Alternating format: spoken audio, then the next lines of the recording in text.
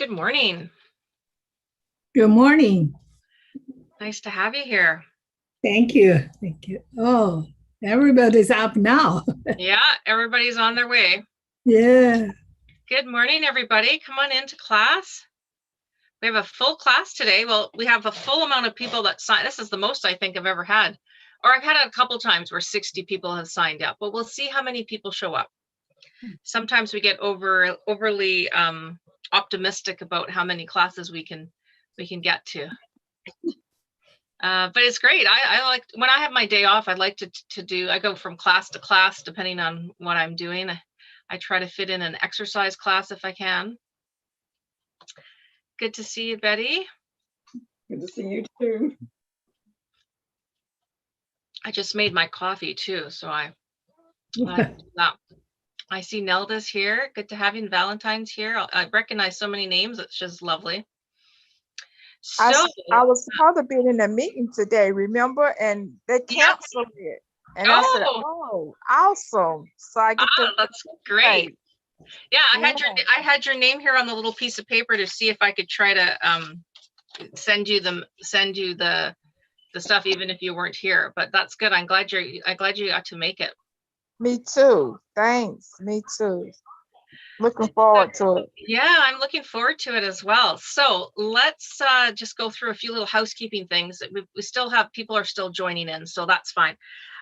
So just to start, we have John in the chat, and he's there to sort of help manage any questions.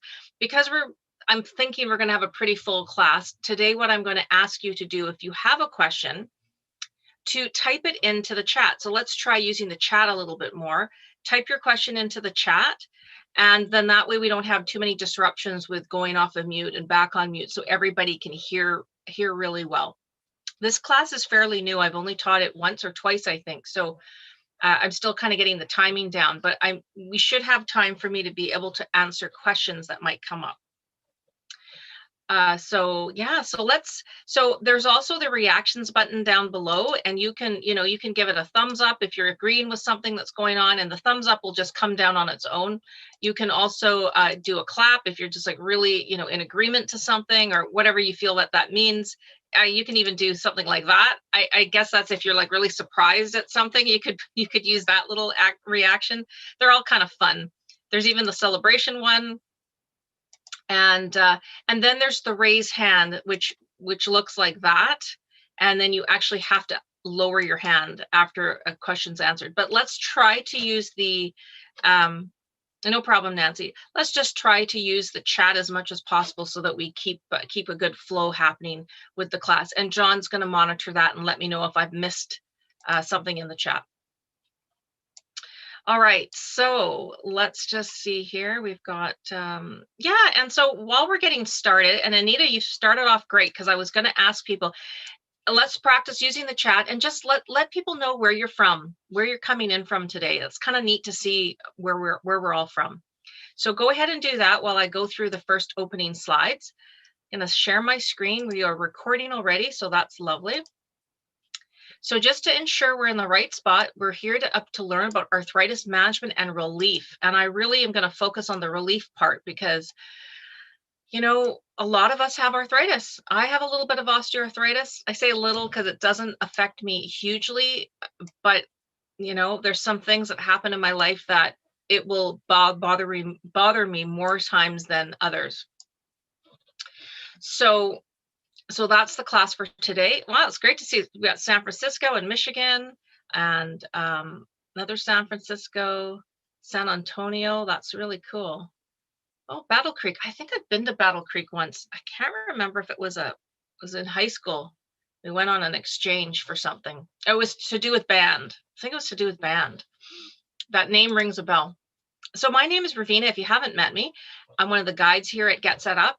I've been doing this since beginning of February of this year, so not a huge long amount of time, but I've kind of gotten into my groove. I do a lot of the health and wellness classes. I'm not the only one that does. We do have a few other health and wellness specialist nurses out there as well. I am a nurse and retired now from my corporate style of job, and now I work as a health coach, and I do some teaching here at Get Set Up. but I work as a vibrant living coach. So that's sort of my job that I created myself once I retired from the full-time work. I love health and wellness. Anything to do with prevention or reversing of a disease, I love. So if anybody here also suffers from diabetes, that class should be coming out on the schedule anytime now. I've completed the class, and I really am going to be focusing on diabetes reversal, like to put it into remission. So really look out for that class, and I'll try, if I see it on the schedule, I will try to mention it to people in other classes, because I know a lot of you take a lot of the different health classes. Got somebody from Queens in New York City. That's amazing. Lots of people. You're all over the place. Louisiana, love it. Detroit. All right, so just a few tiny little things to tell you. We are live streaming today, so hi to everybody out there who's watching, and we don't know who you are, but welcome. Yeah, they're not going to get the little gift that you're going to get at the end of this class, which is part of the email I send out. So next time, if you love what you're hearing, please register for the class the next time, which will probably be next week. We're recording, so you can ask for a copy. You can just send it to the email that's up on the screen. And we don't get paid to talk about services or products or anything like that. I might just mention something because it's something that I really like. All right, so that's lovely. So everybody has used the chat, so we're good on that. All right, so these are the objectives today. We're going to understand the different types of arthritis and kind of what the causes are, like the main causes of those types of arthritis. We're going to learn 9 ways that we can naturally relieve our arthritis pain and discomfort. And then we're going to end on talking about 5 foods that if you could include those into your everyday, daily, weekly diet, I believe that those foods will help to reduce, if not eliminate, some of the symptoms you're having from your arthritis. Now, it's going to depend on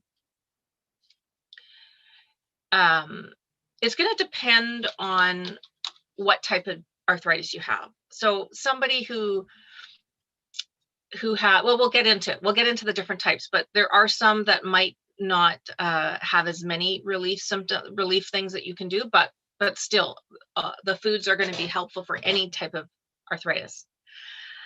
All right, so let's get started. So can you write in the chat to me, what do you think, how many types of arthritis there are? Now, don't Google it, just sort of what do you think, just based on your knowledge and your experience? How many do you think we have in society today? Several, yeah. Well, that's a good answer, because yes, there are several. Anybody else want to guess? 3, 5, yeah. I started counting on my hand to see, like, how many do I know of? Anybody else want to guess before I reveal? And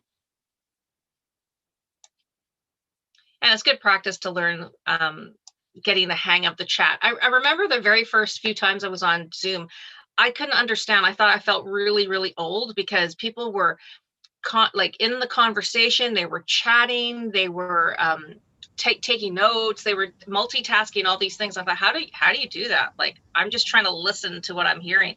There was no way I could be chatting and going on with a different conversation in the chat. It's quite fun how you sort of get a little bit better at multitasking. All right, let's jump to it. How many types of arthritis are there out there? There's actually over 100.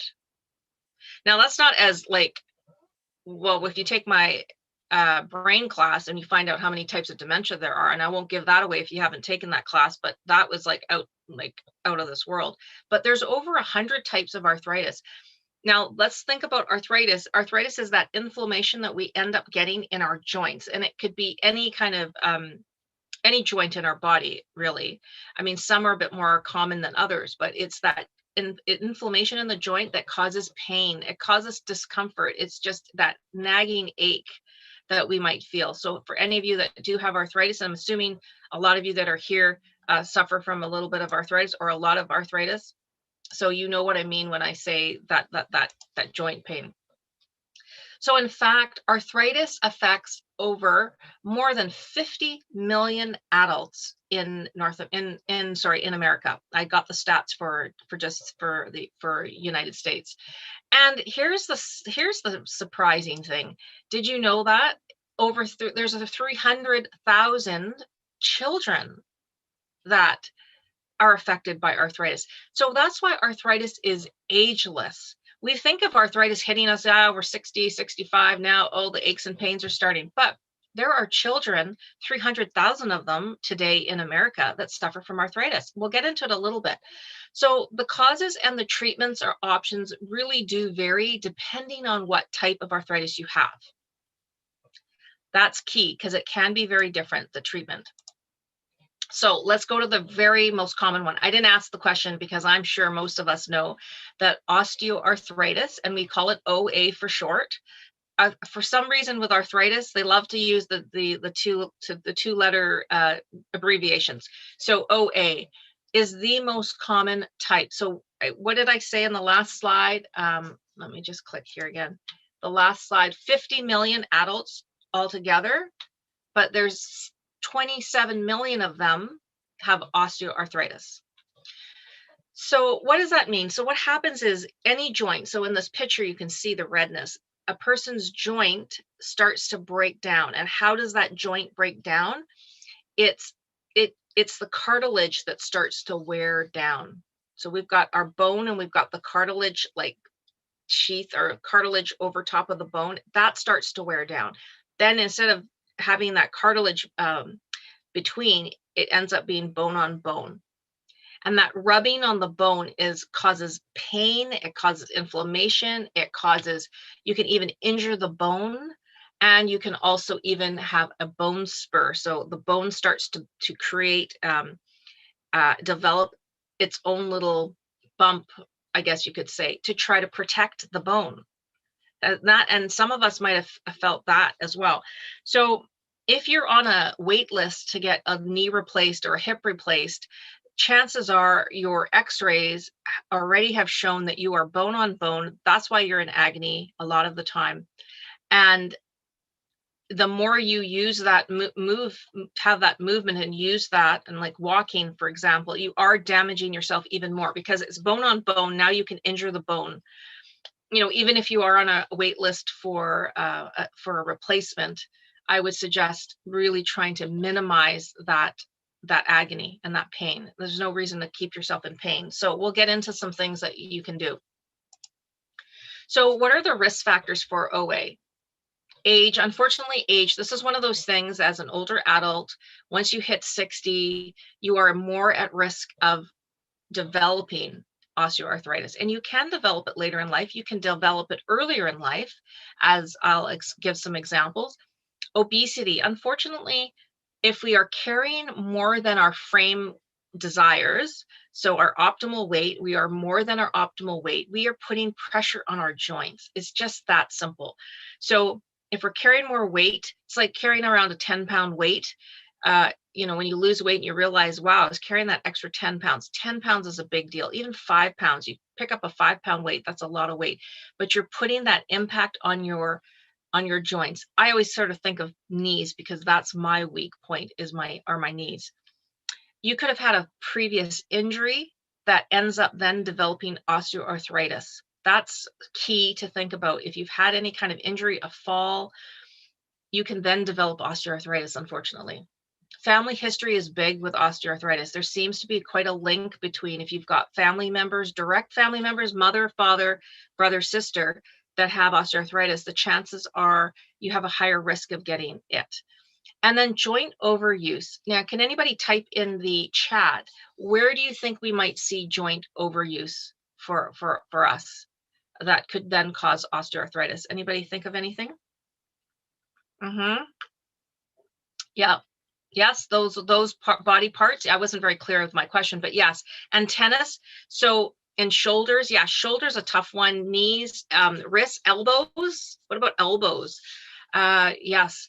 And what sorts of activities could you be doing to cause a joint overuse? Somebody's mentioned tennis. What other things do you think?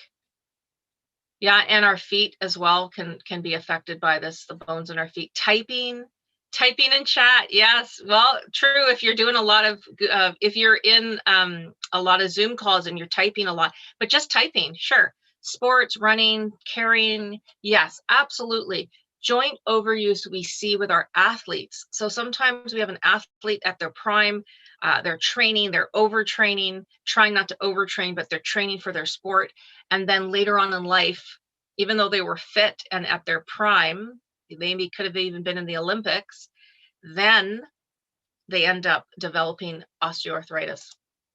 What are some common symptoms of osteoarthritis? You can put in the chat sort of things that maybe you experience. Simple one, common ones are like just soreness. That morning stiffness can happen. Anybody else have any symptoms? Even like lack of coordination, you feel unsteady on your feet. It might increase your disability. You might not feel as mobile. Falls are a big one. Yes. You just lose that little bit of balance and now you've fallen. And it could be because your mobility of your joints just isn't what it used to be. Absolutely. That's a good one. And those backaches that we get, yes. And it really depends. It really depends on where our arthritis is hitting us. For some people, they get it like everywhere. But yes, your joint just becomes less flexible. Your joint is sort of like clinging on, right? Like it's just holding on. Your bone on bone. It's just not happy. Your joints aren't happy. Some people do. They get that neck pain as well. It maybe, like, I'm just thinking, for example, say you were a seamstress and you're sewing and you're constantly kind of with your head down. I mean, nowadays people are just doing that with their phones, right? So we're seeing that in kids that are ending up with like problems with their neck and probably will end up with osteoarthritis later on in life. But that any kind of thing, like I think of a seamstress or somebody who's doing like fine motor stuff, looking down and holding their neck in a certain way. I try to sit up when I'm on the computer. I try to like move around. I try to not be on it for longer than 60 minutes at a time. Those things are important. So let's move on to the other, the second most common arthritis. So 50 million, 27 million osteoarthritis, 1.5 million, pretty small, but it is sort of one of the most common types of arthritis. Affects us in the US, 1.5 million, and 3 times more women than men. That's a lot of more women than men. Now, I don't know why. I always think when there's more women, it might have something to do with our hormones, the different type of hormones we have versus a man. But I'm not really sure. I didn't really research that too much because I want to get to like the treatment stuff and the relief stuff. But with rheumatoid arthritis, it's a really big thing in hands, in our fingers and our knuckles. Often we have morning stiffness when we have rheumatoid arthritis. It often affects the same joint on both sides of our body. That's how you can tell that you possibly have RA. So if it affects the elbow on this side, it can affect the elbow on this side. It's pretty symmetrical that way. Also with rheumatoid arthritis, you can have joint deformities that say permanent. So sometimes you see somebody's fingers. Now I don't have arthritis in my fingers, but they might have a deformity on their one finger maybe, and it's on both sides.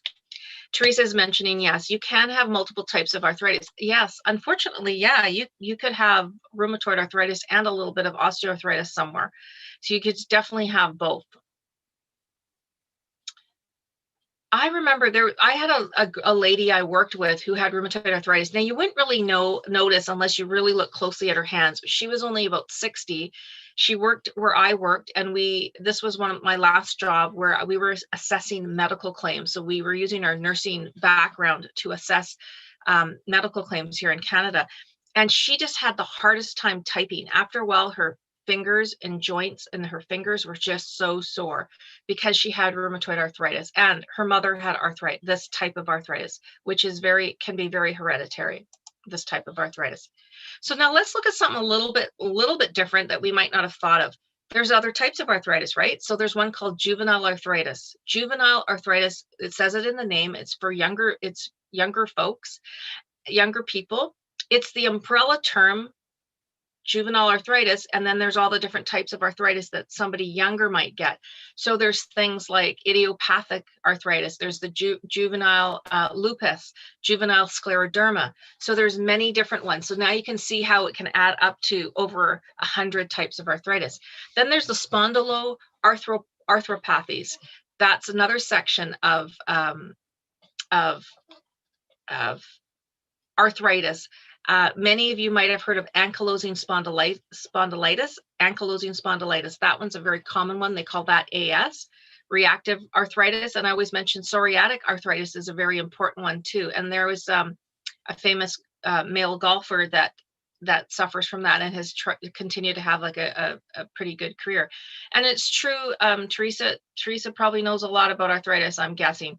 There are multiple types, and children definitely can get misdiagnosed because it's not something we're looking for. If you're 60 plus and you're going to the doctor and you say my knee is hurting, you know, your doctor will probably think OA and then, you know, narrow it down. And when a child has pain and issues, that's not the first thing the doctor's going to think of. They're just not.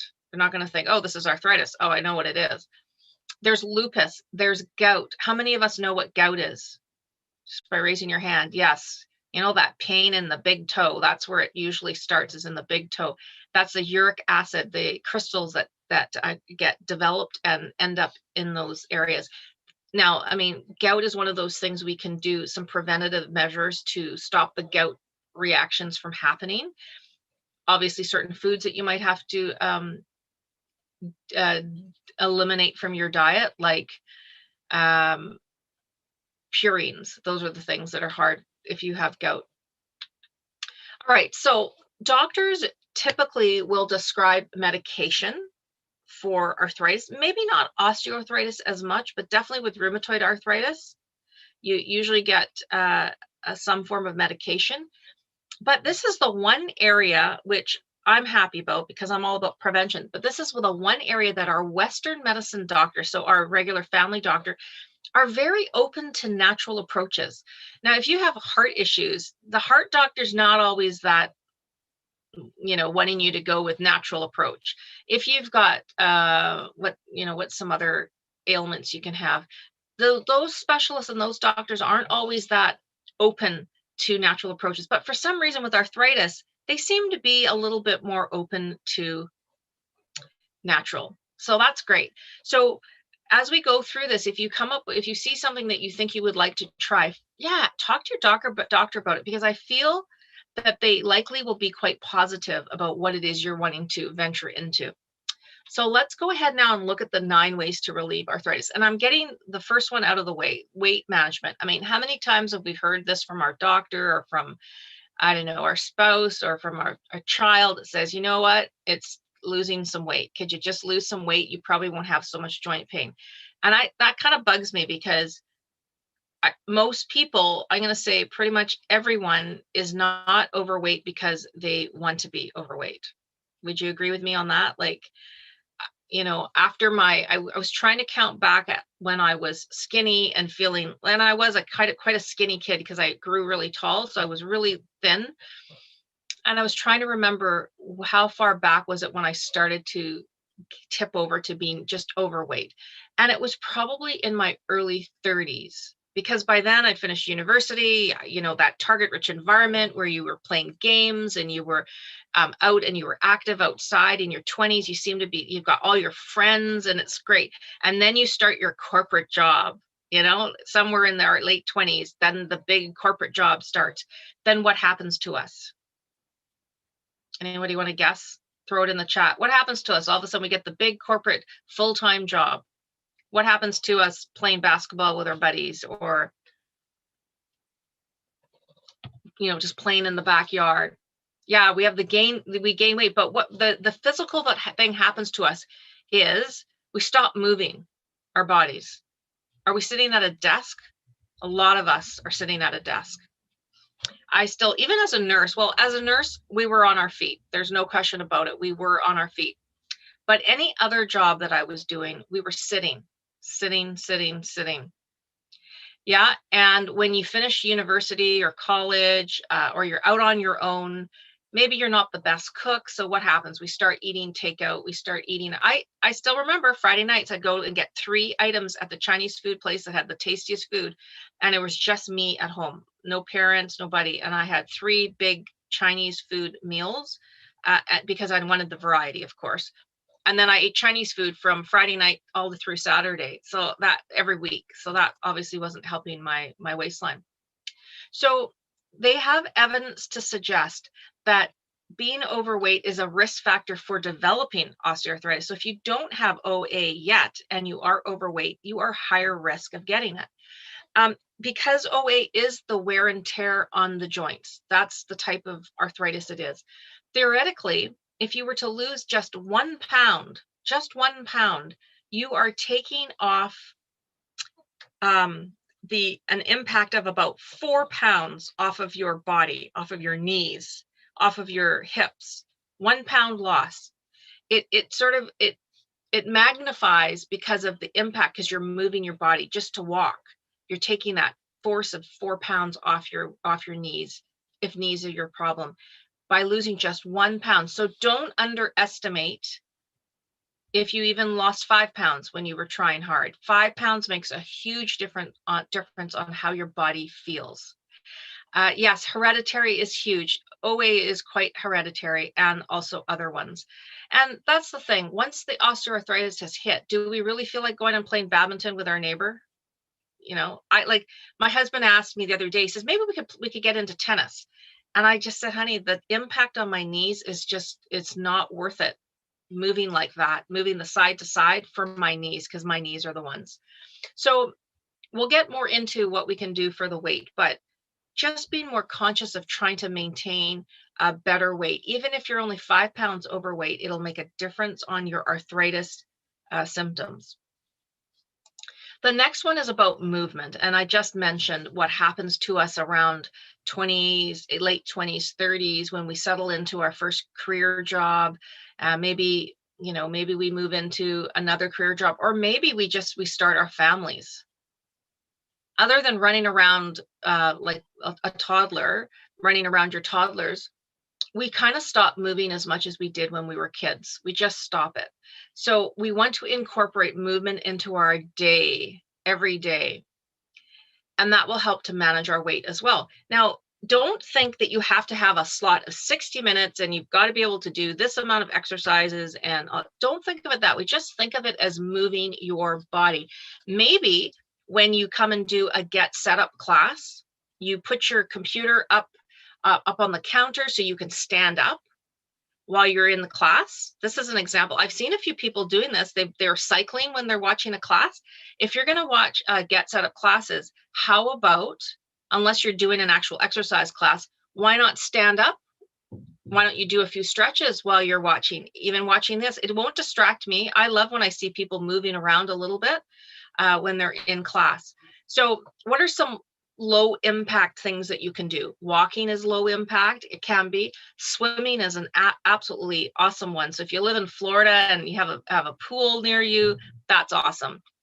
Tai Chi. I'm going to start taking some of the classes of Tai Chi with Get Set Up. So that's a nice slow move. I don't even want to pretend that I know the movements, but I watched one of the basic classes, and just that slow movement is beautiful. It gets your body moving. So think about that.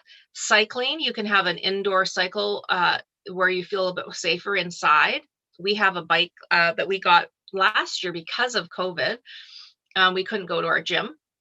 And any kind of water activities. Honestly, if you have a pool, that's like the best thing, is just to get in there and kick your legs and move your body and do stretches in the water. So your body is just supported, so you can actually get that groin stretch or whatever stretch it is you're trying to do, and that you can't do on the floor. And there are some that I cannot do because it hurts too much to do it just with gravity. I can't do it. John's put the Tai Chi for beginners. So he's got a beginner's class going on every day. Yeah, and Pamela says too, start in a chair. Absolutely. Who is it? Is it Ellen? There's a few of them that do chair yoga or movement in the chair. And so you just get a chair. Maybe if it can move a little bit, that would be great. So you can move your hips. So that's the second one, is movement. Now, this one's interesting. We sometimes have forgotten about this, but there is such a thing as hot and cold therapy. What are the hot treatments? Hot treatments can help in the morning if you've got that morning stiffness. Yes, indoor pools at the rec centers. Right now, my rec center here is, the pool is closed, I think, because of the pandemic and stuff. But soon, hopefully, things will reopen. Stiffness in the morning, a hot water bottle, electric blanket. I prefer more the hot water bottle than the electric blanket. A heating pad. All of those things can help reduce the aches in your joints so you can get a good night's sleep, which is super important. Or in the morning, if you're stiff in the morning, maybe you get yourself out of bed and you're just not moving around, get that hot water bottle and warm yourself up. I have this sort of bean bag thing that I can put on I used to get a lot of pain in my neck, and that was probably from typing all day.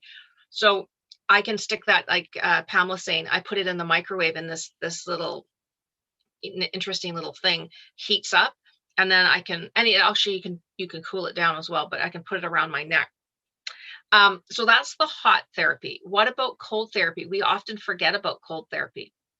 Cold therapy is amazing if you're having that joint pain and you can feel that there's some swelling and inflammation, the redness, using some form of an ice pack. There's some really amazing ones now that have this gel in them, so you don't have to go for the peas.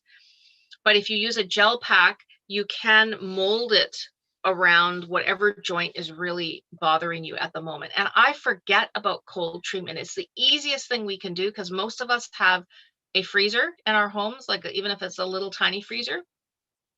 Does anybody use cold treatment? Yeah, Nelda uses it. I love cold therapy. I love it. Actually, I did the cold shower thing this morning, but that's kind of a different thing. That's to do with sort of, I'm working on longevity. I'm working on a class called Improving Your Longevity. So it's about staying younger and feeling good and living longer and living a long, healthy life. So that's coming soon. I should have that class ready in a few weeks. And one of the things they talk about is having like the cold, 20 seconds of cold, 10 seconds of warm, and you go back, or hot, and you go back and forth in the shower, and that will help for longevity. So cold treatment is an important thing. All right, number 4, what about acupuncture? Has anybody tried acupuncture? Do you want to say yes? Just give me a yes in the chat if you've tried acupuncture. Yeah, anybody? Acupuncture is sort of an ancient Chinese practice. That's sort of where it started. And they insert needles. Now, if you look at the picture here, that you can if you can sort of see that there's a tiny little needle here in this person's foot here. This is the thing they use to insert the needle. That's not how big the needle is. The needle is really tiny. If you can see here, you can see the white part is the bigger part, and then there's a thin needle. You can just faintly see it if you can see it in the slide. So acupuncture is amazing. Now I'm going to say this: if you don't believe in it, then don't do it. Because I really feel the mind-body connection is really important. So if you don't believe in in acupuncture and you just think, it's hocus pocus, then please don't go do it. My husband, he's not a big believer. I don't know, he just doesn't think it will work. So I say, well, then don't do it. I, on the other hand, believe in the meridians in the body, the energy meridians, as ancient Chinese medicine does. And you can, they open up if you have blocks in your body somewhere. They feel that there's blocks in your body, so they'll put in needles in certain spots to open up that meridian, so you've got energy flowing. Valentine, did you have a question? I saw your hand pop up and then it went away. No, it was by accident. I'm sorry. I was going to leave a chat. I hate needles. Oh, you don't like? Yeah, no problem. Terrified of needles. Terrified. Yeah, it's interesting when you do acupuncture. It's like the tiniest little pinch. Like, what happens is once you get used to it, here's the weird thing about it. I'll say this about acupuncture. They put the needle in, like sometimes they put one up in the ear because this helps something. I can't remember what it helps, but let's just say the arm, so it doesn't feel so bad. They stick a needle in, you feel a little prick, and then they kind of like go like this on the needle, and they want to make sure they get in the right spot. And you might feel this little twinge like of energy moving, and it feels a little bit weird at first. That's about all you feel. It's not pain. You feel a little twinge, and then they know that they've hit it in the right spot. Okay, so for Janice is asking, so what if you're just open to it? So are you asking, like, you just thought about that maybe you would like to try acupuncture? Is that what you're asking? Like you just decided, maybe this is something that would be interesting for me? Is that what you're asking? Yes. Okay, that's great. That means you're open-minded. You've done a little research and you've looked at it. If it's the first time that you're going to see an acupuncture and you let them know, hey man, this is my first time, I'm a little bit nervous, they'll start with probably a full body general treatment, where they might just try to just get the main meridians just flowing nicely. So it's not going to feel, too twingy, too weird. If you decide that you like it and you go back, they might then focus more and more narrow onto what your real big ailment is. And that's where, when they there's certain parts where they put the needle that might feel a little bit stronger, if you know what I mean, where you'll feel that little twinge. But they're not going to start you with that right away. They might just do a couple needles and just let you lie there. And basically what happens is you put the needles in and you just lie there and let the needles do their work. And it's very soothing. I've always felt fantastic when I've come out of the acupuncture treatment. So if you're open to it, great, try it out. Try to find a licensed, certified acupuncturist, a licensed person, because there's a lot of, I don't want to say quacks out there, but there's a lot of people just kind of doing stuff in their basement, and that's not what I want you to do. Now, one thing more about acupuncture real quick. If you once life gets back to kind of a bit more normal, they have things called community acupuncture sessions. So I can go to my little community place here, and they'll have like those lounge chairs, like in a big circle, and you have the one or two acupuncturists, and they'll go from person to person. So it's like a community thing. It's way less money. You're not spending $60 for a session. They come and quietly talk to you about what's your ailment. Then they put the needles in and they go around to the different patients, clients, and then they stay in the room while you're all resting, and it's quiet, like nobody's talking. It's called community acupuncture. We have it where I live here in Canada, in Victoria. It's pretty interesting. And it's a lot more reasonably priced. And some even do donate what you can afford in these community centers. Check out any acupuncture schools, because they might do that where the students are learning or watching their teachers perform it. Okay, let's keep moving. Meditation is an amazing way to relax ourselves. If you've never meditated, try it out. There's lots of amazing apps on your phone now. You can try meditation. Even putting soothing music on and just closing your eyes and just trying to just enjoy music. Okay, so Teresa's asking, how long does the effects last with acupuncture? Acupuncture, when you first start, they might try and get you to come once or twice in the same week, and they'll let you know whatever your ailment is. They might say, I want to see you for the next 5 weeks. So you go for one treatment once a week, or maybe even 2 treatments for the first few weeks, and then after that. And you can have lasting relief from acupuncture. Like I went and had acupuncture because I was having troubles sleeping, or staying asleep, I should say. I was having that premenopause, wake up at 3 a.m. And so I always think of my ear, because there's one that they put in the ear, and there's a few things to help get my clock back on track. So yeah, you can definitely have some relief for quite a few months. And sometimes it just fixes the problem. You had a block in your body, they unblocked that part of your body, that stress is gone now, and now you're feeling good. Some people's insurance covers acupuncture, yes, because they're realizing it's a real thing. And Nancy's mentioning some of the meditation things. So nobody will say that meditation fixes your arthritis, but wow, it certainly can help relax you, distract you, and it can lower your inflammation in your body. Then in essence, it's helping your arthritis pain. Tai Chi, yoga combination, a little, and you don't have to meditate like a guru, like, the gurus on the mountains of, and the monks in, in Thailand for, 5 hours. We're talking maybe 2 minutes, 5 minutes. If 5 minutes is too long, even meditating for 1 minute when you first wake up in the morning and you do a little prayer, if you're into prayers, or you just close your eyes and have your me moment, your own moment. Even in the middle of the day, you're running around grandkids, maybe you're just tired of all the chats on Zoom. You just turn everything off and sit in your meditation chair. I have a meditation chair, but it's just a cozy chair in my bedroom that's really, there's no TVs or anything around it. And just reflect for a minute.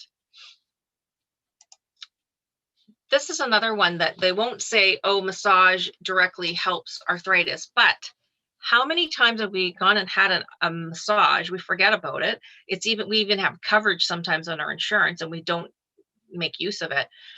It can really help to improve your sense of well-being, and it can also help to manage that pain.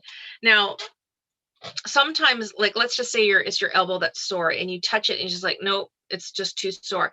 But you go for a massage. Now the massage therapist knows how to press, and it hurts at first, but then it relieves the stress. Maybe it's a tight muscle around that joint, whatever it is. Initially, the massage might hurt a little bit, but then after a while, it might just get those knots out of your neck or whatever the problems are. And now your joints feel better. Even in your foot, you can have, I've had massage where they move the foot back and forth. It's like locked and it's not moving at all. And they do their pressing and now it's released, whatever. Now my joint feels so much happier. Shiatsu massage is a very, very good type of massage if you're not used to massages, and the idea of like getting naked or almost naked underneath that tiny little white sheet is not exciting for you, like it wasn't for my mom. She hated that. But shiatsu massage, you stay fully clothed, and it's fantastic. It's so fantastic. If you can get down on the floor, sometimes the shiatsu massage therapist will work on you on the floor, and they've got lots of space. And if you can't get down on the floor, they can also do it on a massage table. So that's fantastic. All right, we're moving on to the 7th one, guidance from a physical therapist. So these are your physiotherapists. They kind of went out of style for a while, I think. There was a time when the doctor was always writing a prescription, go see a physio, and then it kind of stopped, I think. I think it lost its trend maybe. And we stopped going to physiotherapists. But these guys and girls are specialists, and they know all about range of motion and strength, and they are amazing. You do need a referral. Most of the time you need a referral from your doctor. Go see a physiotherapist. These guys, you can say, Betty, say you go see the physiotherapist, they're going to say, what's bothering you? What you're saying, I'm having troubles walking because I feel like my hips aren't as flexible as they used to be. I'm just making this up. So an example, the physiotherapist will say, okay, I'm just picking on Betty right now. They might say, okay, Betty, I want you to lean over to your right side. Let's see how much range of motion you have. Okay, and I want you to lean over to the left side and see how much. Oh, it's out of balance. Okay, so now they have something to work on. I want you to lean forward. Does your hip even move forward? So they will look at all those things. And then they will help you build that strength up with some form of maybe a daily thing they want you to try doing till you see them again. So let's not forget about our physical therapists for arthritis. They're absolutely amazing, these specialists. Sandy's asking about manual manipulations. Didn't know what that was called. Yes, the manual. I have a physiotherapist who does that. He actually has this board, and he puts it on a certain part, and then he bangs. It's actually quite loud, but he works on joints, doing different things. Like physiotherapists can all have their specialty, so remember that they have their own specialty. So find the physiotherapist that treats that you would like to be treated by. Sometimes they just stick that little machine on that just gives you the pulses, and then they walk away and you don't see them for 40 minutes. That's not the kind of physiotherapist I want. I want the physiotherapist that comes in and holds my arm and stretches it and tests and does their testing and assessment before they just say, here, this is going to help you. All right. So Teresa's mentioning OT. Yes, that's my next one. Number 8, guidance from an occupational therapist. These people are amazing. This is what I wanted to go into if I didn't get into nursing. I applied for nursing and occupational therapist. These men and women are amazing. Most of the time, they'll come right into your home. Occupational therapist. You do need a prescription from your doctor, a referral.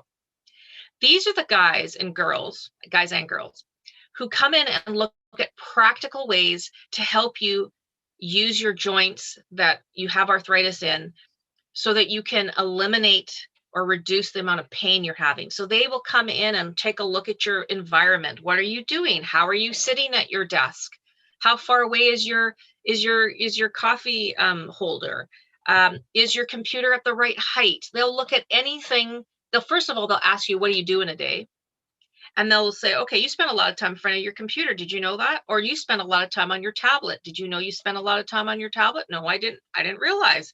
Maybe they get a stand for your tablet so you're not constantly, trying to hold it in your hands where you've got arthritis. Do you get what I'm saying? Like, these guys are like ninjas. They come in and Teresa's shaking her head. Something that you don't even realize you're doing. It might even be how you awkwardly grab the toilet paper in the bathroom even. They will say, why is the toilet roll holder here when you could have it over here? And it's a way easier instead of you're leaning back to try and grab the toilet paper. I'm giving that as an example because I noticed that today in my bathroom. I thought, why is the stupid holder so close to my left side? It's so awkward for me to grab the toilet paper. So anyways, I don't know. It's a small bathroom. You tend to have OTs in hospitals. So if you're in the hospital recovering from something, the OT might come and visit you before you go home with your, cast on your arm. But there's many OTs in our community. So this is probably the biggest tip I can give you is about the OTs. All right. I've got a really, really great little handout thing I'm going to give you at the end of today in the email, which will give a lot of that stuff. All right. So we still have some good amount of time. So the last one is about eating that healthy diet. This is the biggest thing to help relieve your arthritis, what you put into your body. We want to have fresh fruits. We want to have a rainbow of vegetables. We want to have those whole foods, the real foods. So these are the functional foods, not the non-functional foods. I'm a big believer of cutting out as much of the non-functional foods as you can, because if you've learned this in my basic nutrition class, anything you put between your lips and eat, your body has to process. So even if you think, it doesn't have many calories, it's just, something I like to munch on when I'm watching TV. Yes, but your body still has to process it, break it down, go through the system, and then eventually out the back, right? So your body needs minerals and vitamins to do that. Like, it could rob the minerals and vitamins it needs for something else just because you ate that non-functional food again. You had chips 3 days in a row, for example. So what kinds of things can relieve our arthritis? Reducing our excess red meat, the processed foods, those packaged foods, the tons of saturated fats, the high sugars and the high salts. Gluten is really not great for arthritis, unfortunately. I know, like, that nice sourdough bread can call your name, but gluten is not good for arthritis. Alcohol is not good for arthritis. Excess sugar is not good for arthritis. All of those 3 things I just mentioned increase inflammation in general in your body. In general, you have more inflammation in your body. Inflammation is the start of disease. If you've got inflammation inside of you, that might be the tipping point of the diabetes, the heart disease, the brain disease, anything like that. Because you have inflammation, that part of your body is not happy. It's not happy. All right. Do we have any other questions before we move along here? Everybody's feeling good? Okay. I'm happy to see sunshine today. I always go for my walk in the mornings, but it's 6:30 in the morning, so I often can't quite tell how the day is going to be. 5 foods. We're going to talk about 5 foods to end this class. What's the number one thing that Ravina thinks is fantastic for relieving arthritis? You got it, turmeric. The number one. What's the number one thing for fighting inflammation? Turmeric. I would even say I would rather you have turmeric. Now, I'm not your doctor, so let me just say that first, not your doctor. But I would rather you have turmeric in your food and in capsule form than taking an NSAID, you know, like those anti-inflammatory harsh medications in your body, because they can cause other side effects like stomach ache, problems with your gut if you take them too much. There's no side effects really from turmeric. I haven't heard of any side effect from turmeric unless maybe you're sensitive or allergic to it. It's that beautiful yellow spice. You can get it just about anywhere. These days we have like lots of culture in any place that we live, in any state that you'll find, like where do the East Indians in your neighborhood, where do they shop? Like, you know, that kind of thing. There's grocery stores that have international aisles now. So you can just be in your regular grocery store and go down the international aisle and find the Asian noodles you want and the Mexican chilies that they use. And then there's a whole section on India or Indian stuff like lentils. And so you'll find your turmeric there. The compound in it is the curcumin, no relation to cumin, but curcumin, and that's what helps reducing inflammation. Now, I don't have it up on here, but many people, a few learners, and I did research this, it's true. If you add black pepper to your turmeric, so however you're having it, so if you're putting it in your soup, put some black pepper in there, it will help the absorption of your turmeric even better. So try to add a little bit of, you know, it's easy to add a bit of black pepper if you've got turmeric. So maybe not in your smoothie. I don't know. I can't see that I would want the pepper in my smoothie, but you can put a little pinch of turmeric in your smoothie. I put it in my deviled eggs the other day when I was creaming up the yolks. I just added a bit of turmeric. It brightened it up. It was great. What's another thing? I put it in my batter. I had a dry batter that I was dipping my little fish pieces in before I put it in my air fryer. I put turmeric in it. Why not? What else? Soups are great. Soups and stews, throw in your turmeric and a little bit of black pepper. I can guarantee you, I'm going to almost guarantee you for just about every single person here, if you start to take turmeric regularly, you will likely see a reduction in your joint pain because it's going to reduce the inflammation around your joints. And it's smart. It goes in your body and it knows which place to go. So you can just ingest it in soup and it will help your elbow or help your hip, for example, because it goes to where the inflammation is. That's the key about turmeric. The second thing I want you to start eating, if you can, is increasing those omega-3 fatty acids. We cannot manufacture them ourselves. You have to get it from food. You have to get it from food. A lot of people take supplements for omega-3s. Now we know why, because it's so important. And if you've taken any of my other classes, I think I always talk about omega-3s. I'm going to look at all my class. I'm on my 12th class I'm creating right now. And I think I talk about omega-3s in every single class. So omega-3s also helps with reducing inflammation for osteoarthritis, for your rheumatoid arthritis. So it's huge. Try to get your omega-3s. How do you get that? We have to all become fish eaters. I hate to say it, but you know, my husband wasn't a fish eater. He came from cattle country. He didn't, there was nowhere to get fresh fish where he lived and grew up. He now eats fish with me just about every week. We had sardines last week. We're having salmon. I think tomorrow night we're having salmon. I remember as a kid going and getting buckets of herring from the docks because my parents are from Fiji Islands, so they're island people. So we loved fish. I went as a little kid with my dad to pick up the fresh herring from the docks when the fishermen just came in the mornings on the weekend. Tuna is also any fatty fish.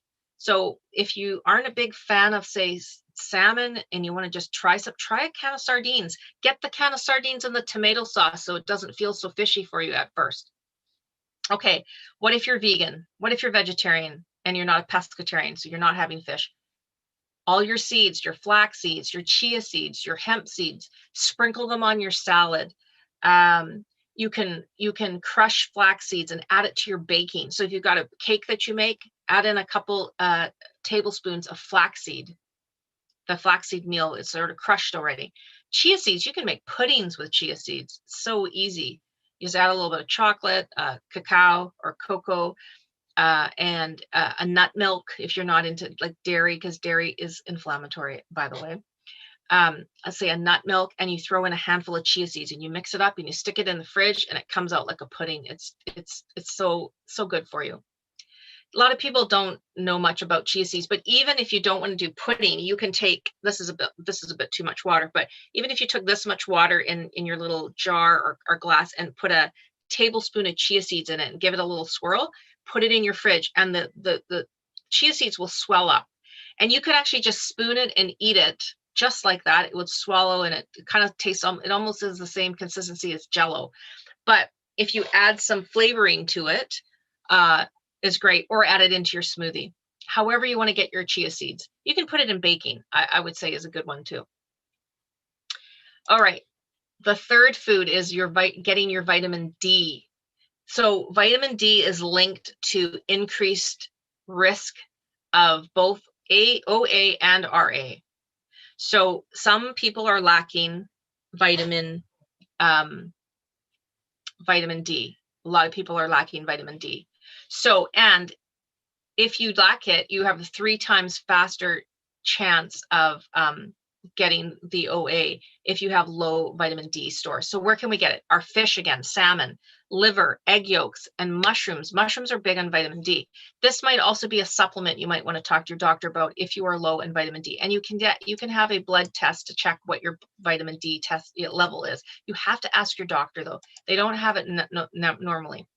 And then the fourth one is nuts. So nuts also have a great source of your omega-3s, also anti-inflammatory. So pick your favorite nut. You know, one of the best ones are walnuts. Pine nuts are great, pistachios, and almonds. Those are sort of like, that would be the 4 that I would try to get in my diet every week. And then the last thing is the oils. So the healthy oils. Olive oil is amazing. It almost mimics that NSAIDs, the anti-inflammatory drugs that some of us take.